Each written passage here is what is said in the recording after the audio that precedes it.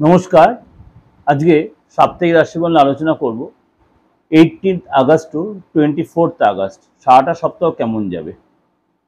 অবশ্যই প্রত্যেকটা সপ্তাহেই কিছু না কিছু প্রোগ্রাম রয়েছে বা কিছু না কিছু গ্রহ তার সিচুয়েশন চেঞ্জ করছে। এই সপ্তাহ তার কিন্তু অন্যথা হবে না। এবার গ্রহ রাশি চেঞ্জ করুক আর নাই করুক, আদার্স যে চন্দ্রের উপর বেস করে যে আমাদের রাশিফল হয়, চন্দ্রগ্রহ কিন্তু চন্দ্র আমাদের এখানে গ্রহ বলা হয়। সুতরাং অ্যাস্ট্রোলজি ভাষায় চন্দ্র কিন্তু আপনার দুদিন অন্তর তার ঘর চেঞ্জ করছে। তার উপরে বেস করেই কিন্তু আমাদের এই সাপ্তাহিক রাশিফল বলুন, দৈনন্দিন রাশিফল বলুন, মাসিক রাশিফল সব করে তার উপর বেস করেন। তারপরেও আদার্স গ্রহগুলোর এখানে তার মুভমেন্টও এখানে বিচার পায়। কিন্তু চন্দ্রের উপর বেস করে যদি বলি, চন্দ্র সারা সপ্তাহে কিন্তু চেঞ্জ তার মুভ করছে, সবসময় মুভ করছে, দুদিন অন্তর অন্তর। চলুন আজ জেনে নিই আপনার রাশি কি বলছে। তাকে বলে রাখি, অবশ্যই যারা আমার সাথে যোগাযোগ করতে চাইছেন, আপনারা আমার হোয়াটসঅ্যাপে লিখছেন তারা কীভাবে ফোন করে কীভাবে, আমি বারবার বলছি, এই যে আমার 8910973325, এটা আমার হোয়াটসঅ্যাপও আছে, কলিংও আছে।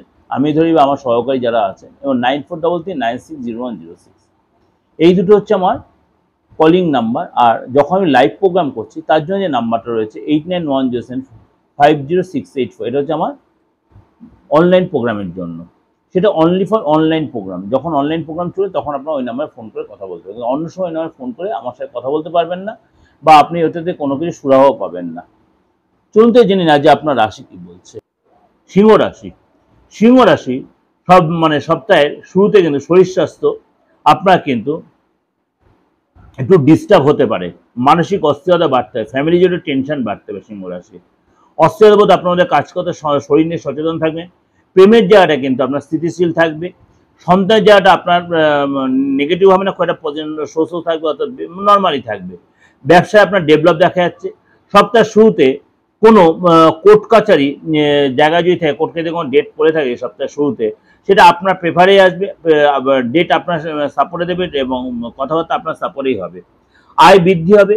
শুভ সমাচার পেতে, শুভ কোনো গুড নিউজ পেতে পারেন, এবং আপনার সপ্তাহে মধ্যভাগে কোনো কারণে আপনার ট্রাভেল করতে হতে হবে বা যাত্রা করতে হতে পারে, এবং আর্থিক স্থিতি মজবুত হবে। সপ্তাহের শেষের দিকে আপনার খরচ অতিরিক্ত হওয়ার কারণে আপনার মনটা ভীষণ অস্থির, অতিরিক্ত কোনো খরচ বে হিসেবে খরচ হয়ে যেতে হবে, তার জন্য মনটা অস্থির থাকবে।